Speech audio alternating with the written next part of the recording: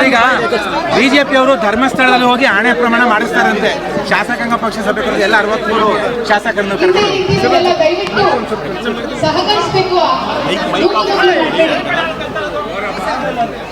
ನಮ್ಮ ಮೈತ್ರಿ ಪಕ್ಷದ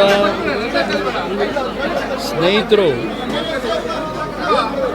ಧರ್ಮಸ್ಥಳದಲ್ಲಿ ಎಲ್ಲ ಶಾಸಕರ ಆಣೆ ಪ್ರಮಾಣ ಮಾಡಿಸ್ತಕ್ಕಂಥ ತೀರ್ಮಾನ ಅದು ಅವರ ಪಕ್ಷದಲ್ಲಿ ತೆಗೆದುಕೊಂಡಂಥ ನಿರ್ಧಾರ ಏನಿದೆ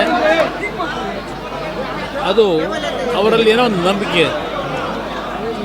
ಆ ಪ್ರಮಾಣವನ್ನು ಮಾಡಿಸ್ತಕ್ಕಂಥವ್ರ ಮುಖಾಂತರ ಯಾರು ಕ್ರಾಸ್ಔಟ್ ಮಾಡಿದ್ದಾರೆ ಅಂತಕ್ಕಂಥದ್ದು ಬರಬಹುದು ವಿಷಯಗಳು ಅಂತಕ್ಕಂಥ ನಿಟ್ಟಿನಲ್ಲಿ ತೀರ್ಮಾನ ಮಾಡ್ಕೊಂಡಿದ್ದಾರೆ.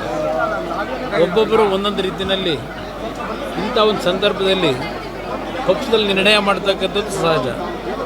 ಅದರಿಂದ ಆ ಒಂದು ಪಕ್ಷದ ನಿರ್ಣಯದ ಬಗ್ಗೆ ಅವರ ನಂಬಿಕೆ ಏನಿದೆ, ಅದರಿಂದ ನಿಜವಾದಂಥ ಕ್ರಾಸ್ಔಟ್ ಮಾಡಿದಂಥವರು ಅವರ ಹೆಸರುಗಳು ಹೊರಗೆ ಬರಲಿ ಅಂತಕ್ಕಂಥದ್ದನ್ನು ನಾನು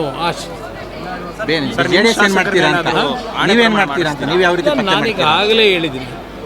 ಏಕೆಂದರೆ 17 ಜನವೂ ಬಂದಿದ್ದರು, 17 ಜನವೂ ಮತ ಹಾಕಿದ್ದೇವೆ ಅಂತಾರೆ. ಅದರಿಂದ ಇಲ್ಲಿ ಆಣೆ ಪ್ರಮಾಣ ನನ್ನ ಪಕ್ಷದಲ್ಲಿ ಮಾಡೋದ್ರಿಂದ ಅದಕ್ಕೆ ಸೊಲ್ಯೂಷನ್ ಅಲ್ಲ ಅಂತಕ್ಕಂಥ ನಿರ್ಧಾರ ನಮ್ಮ ನಾಯಕರುಗಳು ತೀರ್ಮಾನ ಮಾಡ್ಕೊಂಡಿದ್ದಾರೆ, ಪಕ್ಷದ ಮುಖಂಡರುಗಳು. ಅದರಿಂದ ಇದೆಲ್ಲದಕ್ಕೂ ಕಾಲ ನಿರ್ಧಾರ ಮಾಡ್ತಿದೆ ಅನ್ನೋದು ನನ್ನ ಅಭಿಪ್ರಾಯ. ಆ ಒಂದು ಮುಂದಿನ ಕಾಲಕ್ಕೆ ಅದನ್ನು ಬಿಡಬೇಕು ಅಂತ ನಮ್ಮ ಪಕ್ಷದ ತೀರ್ಮಾನ ಇದೆ. ಸರ್, ಈಗ ಬಿಜೆಪಿಯವರು ಧರ್ಮಸ್ಥಳದಲ್ಲಿ ಹೋಗಿ ಆಣೆ ಪ್ರಮಾಣ ಮಾಡಿಸ್ತಾರಂತೆ. ಶಾಸಕಾಂಗ ಪಕ್ಷ ಸಭೆ ಕರೆದು ಎಲ್ಲ 63 ಶಾಸಕರನ್ನು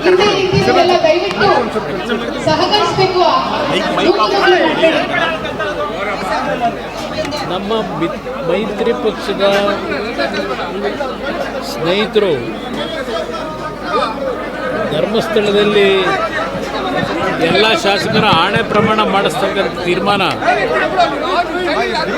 ಅದು ಅವರ ಪಕ್ಷದಲ್ಲಿ ತೆಗೆದುಕೊಂಡಂಥ ನಿರ್ಧಾರ ಏನಿದೆ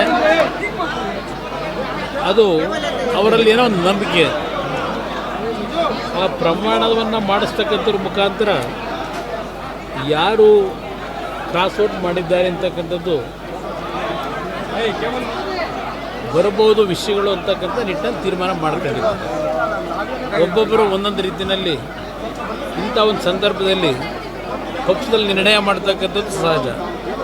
ಅದರಿಂದ ಆ ಒಂದು ಪಕ್ಷದ ನಿರ್ಣಯದ ಬಗ್ಗೆ ಅವರ ನಂಬಿಕೆ ಏನಿದೆ, ಅದರಿಂದ ನಿಜವಾದಂಥ ಕ್ರಾಸ್ಔಟ್ ಮಾಡಿದಂಥವರು ಅವರ ಹೆಸರುಗಳು ಹೊರಗೆ ಬರಲಿ ಅಂತಕ್ಕಂಥದ್ದನ್ನು ನಾನು ನಾನೀಗ ಆಗಲೇ ಹೇಳಿದ್ದೀನಿ. ಏಕೆಂದರೆ 17 ಜನವೂ ಬಂದಿದ್ದರು, 17 ಜನವೂ ಮತ ಹಾಕಿದ್ದೇವೆ ಅಂತಾರೆ.